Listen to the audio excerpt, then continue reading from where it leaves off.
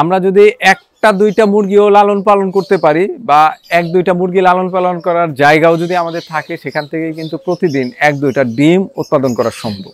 এখন আবার বলতে পারেন এক দুইটা ডিম উৎপাদন করে কি বা আসে যায় না করলেই। আমাদের দেশটা এমন হয়ে গেছে, এখন শুধু আমাদের দেশ না, বৈশ্বিক পরিস্থিতি এমন হয়ে গেছে যে আমরা অধিকাংশ মানুষই অল্প সংখ্যক মানুষের উপর নির্ভরশীল। আমরা অধিকাংশ মানুষই হচ্ছে গিয়ে বসে বসে খাই, অর্থাৎ কোনো কিছু উৎপাদন করি না।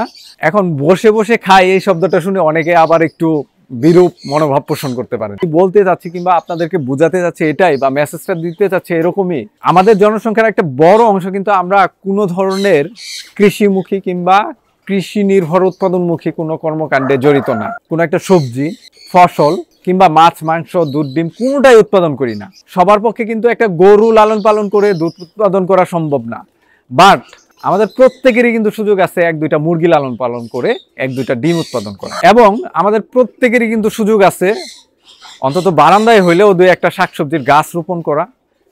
আর কিছু না হোক, সপ্তাহে অন্তত 10-20টা যদি কাঁচা মরিচও আমি উৎপাদন করতে পারি, সেটাই কিন্তু আমাদের দেশের কৃষিতে, সামগ্রিক অর্থনীতিতে একটা বাড়তি যোগান দিচ্ছে। আসুন আমরা আমাদের যে যার অবস্থান থেকে কৃষি নিয়ে ভাবি, একটু একটু করে কিছু না কিছু উৎপাদন করার চেষ্টা করি।